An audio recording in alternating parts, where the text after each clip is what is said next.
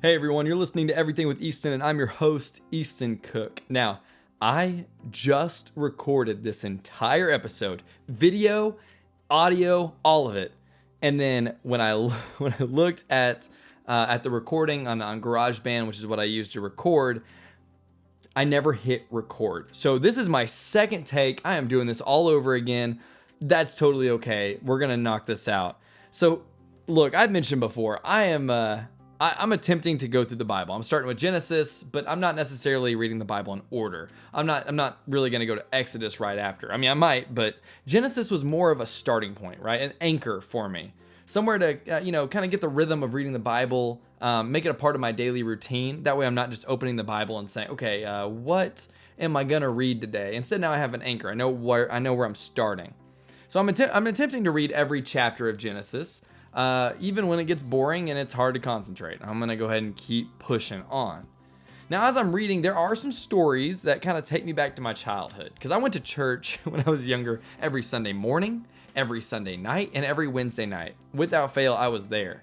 I went to Bible class as a kid, and I went to youth group as a teen. I went to even a young adults class as a young adult. I remember going through the main stories that you're probably familiar with, or most people would be, and that's David and Goliath. Jesus on the cross, Noah and the ark. But now as I'm reading, all right, even the more specific stories, the more intricate ones, the ones that kind of don't get as much publicity, as I'm reading these stories differently. For example, I remember reading about the Tower of Babel when I was younger. And if you don't know the story, this is basically it right here. The world had one language, right? All people had one mission. It was to build a structure that went to heaven. It's like everyone's fixated on this one goal, and they wanted to show how powerful they were as a unit. So God comes down, he sees their plans, sees how far they've come, and God decides to confuse their language and kind of take that pride down a peg. And that's basically the story, right? And then the people disperse throughout the world. When I was younger, I remember reading that confusing their language portion and thinking that, so let's just say everyone's speaking Hebrew.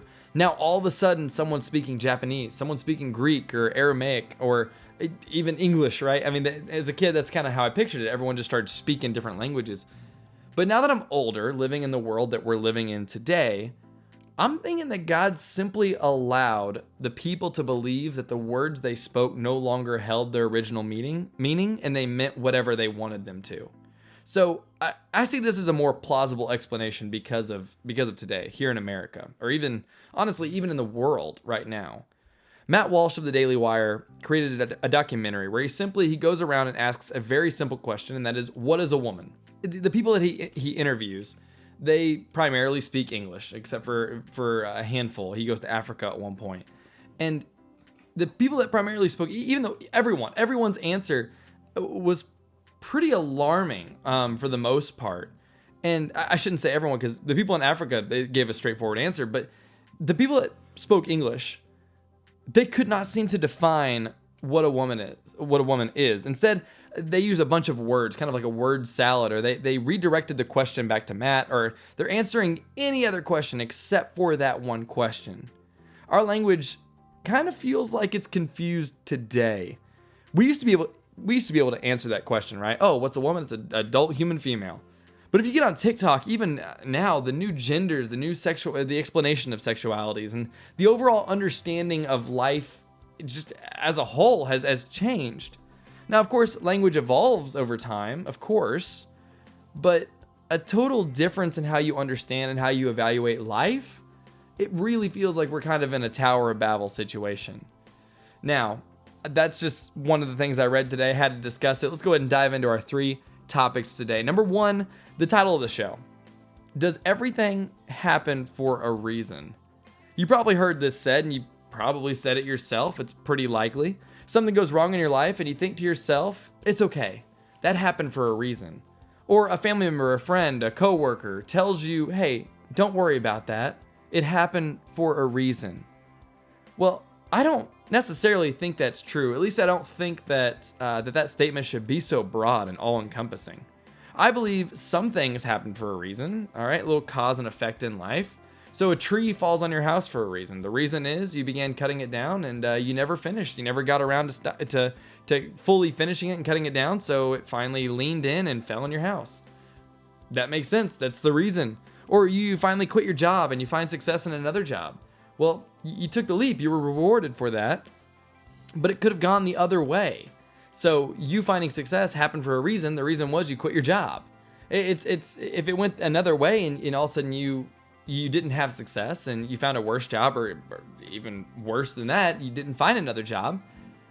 How could you say, well, this happened for a reason, some good will come out of it? Well, no, you made a call, it didn't work out, and that sucks, but it is. Not everything in life is scripted, right? Or life in general isn't scripted, I should say. It's not scripted at all. So sometimes bad stuff just happens. And there's no mysterious reason behind it, or it's not leading you to something good. Sometimes it just sucks. But that's life. It happens, and it can be unfair. But you learn to deal with it instead of giving the negative in your life some type of purpose. Now I know, all right, biblically speaking, Romans 8:28 says that God works all things for good for those who believe in him and whom he has purposed. Well, that sounds amazing, but don't get too lost in the positive. So if God has for example, a specific assignment for you, guess what? You're gonna do the assignment, all right? You can't escape that. Like with the prophets of old, when God called on them, it wasn't exactly a celebration. Jonah, right, getting swallowed by the big fish, the reason he got swallowed was because he jumped overboard because he was trying to escape God because he didn't want to go to Nineveh where God was sending him.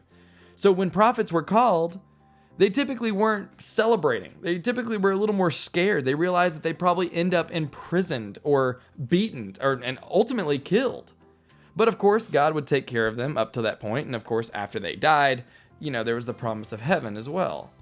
So God can turn the bad situations around. He has every right and all the power in the world to do so. But that doesn't mean everything happens for a reason. Instead, it's more so sometimes life just happens and God can take and use that however he sees fit. But if a bad thing happens, learn from it and move on. Sometimes life is just hard and unfair, and that just is what it is. And this leads to point number 2. It's okay to regret. When something bad happens or you've done something bad, it's okay to regret it. All right. Another thing I've heard a lot, and I'm sure you have too, is the comment, well, I'm glad I did that because it made me into who I am. Yes, I know it was wrong, but it's because of that I am who I am today. Well, okay. All right. I get the positivity there. I understand where they're coming from. But if I could go back and rewrite my wrongs, I would. I would, because I would much rather have listened to wisdom and never done that wrong thing, never hurt that person or those people, and be who I am today because of the wisdom I listened to in the past, rather than do the wrong thing, hurt those people, hurt that person, and I am who I am today because I did those bad things. I feel like you can kind of get to the same point either way. So if I could go back and rewrite my wrongs, I would, right? I don't want to sin. I don't want to do what's wrong. But if I do and I had the option to go change that, I would. Now, the truth is we can't go back in time and change the past. So it's kind of a moot point arguing about it. But I'll tell you, it's good to learn and grow from what has happened. It's really the mindset I'm talking about. To be proud or happy about what happened in the first place, the people you hurt, the actions you chose to do, I don't think that you should be proud or happy about that, because God isn't even like that, right? I just in Genesis, I just read the story of Noah and the ark, and reading with these fresh eyes, reading with an adult mind. Do you know why God chose to flood the earth and kill everyone?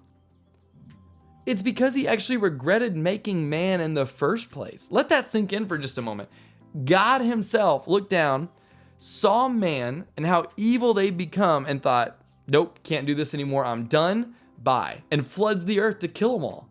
Now, the Bible even goes as far as to say that God saw the wickedness of man and it grieved him in his heart. That's wild. Now, God didn't make a mistake. Don't take it like that.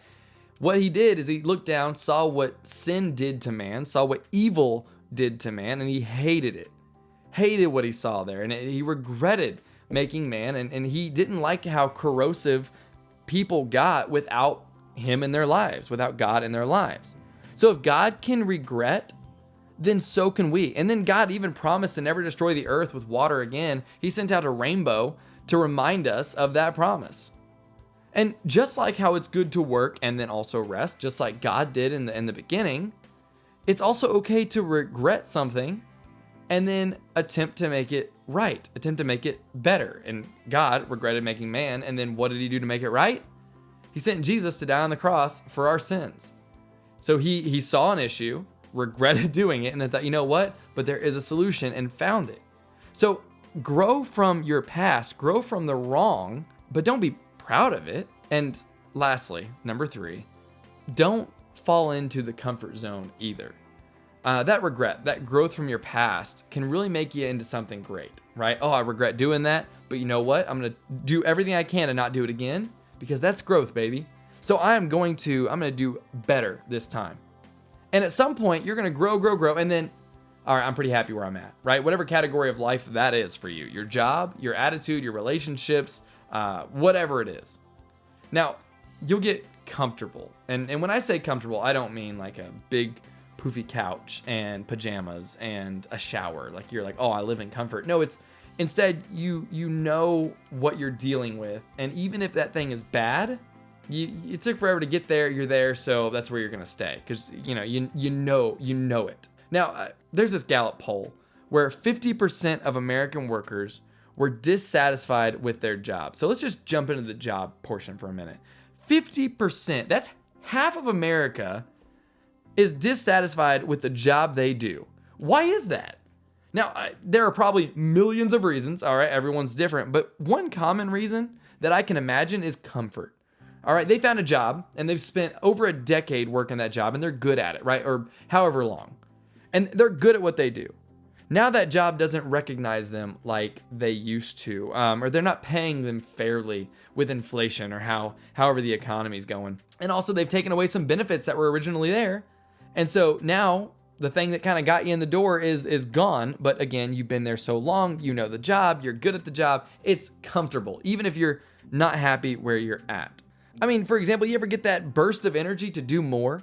Right? You're like, I'm going to, whether it be travel or starting a business, learning a new language, it could be anything. Then you fall into, after that burst of energy, you're like, oh yeah, here we go. Then you fall into, well, my current job is paying me just fine. I'm getting a decent percentage at my 401k. Tickets are expensive. I don't even know where I'd want to go. I'd have to plan it out. Learning a language, oh my gosh, it takes up so much more time. I want to catch up on The Last of Us, so no, I'm not about to do that. The excuses start to come out because you've fallen into the comfort zone. You're happy where you're at. You're taken care of. You have your basic needs. Now, again, this is not being content. Don't get me wrong here. Don't be like, oh, well, I'm content and that's what the Bible says to be. No. Being content and being comfortable are two different things. You can be content with a bad situation because that's as far as you can get in that moment. And being content with something that's just great. But I'm not even saying don't even be satisfied. I'm just saying don't stop growing and developing, because success happens outside that comfort zone, beyond that comfort fence, if you will. So look, when you regret something or you make a mistake or you learn from something, you make that mistake in the past, learn from the past, learn from your mistakes, gain wisdom and insight, and then keep moving forward. And even when you gotten to that point where you're like, okay, this is good. This is where I want to be. Continue pushing on. Because it's like diamonds are made under pressure, friction produces heat, and kites fly where there's wind. Yeah, I know they're cliche and I know they're overused, but they also remain true. I'm a huge fan of simplicity. I think simplicity is just the answer to all. And it's as simple as that. If you feel comfortable and you're like, okay, I'm good where I'm at, then the growth is stopped. Because growth comes with discomfort, is what I'm trying to say. Growth comes with discomfort. So to recap it, number 1, not everything happens for a reason. Number 2, it's okay to regret and to grow from that. It's okay to make mistakes. And number 3, don't live in the comfort zone. Keep going. Keep moving forward. And y'all, it's kind of wild that these 3 points came out of Genesis 6 through 12. As I said, I'm reading through Genesis and it's just like, these things just keep popping out at me. And every time I read a chapter of the Bible, I try and pray a little bit, try and reflect on it, see what God's trying to tell me, and apply it to my life. And that is all today, y'all. What a blast.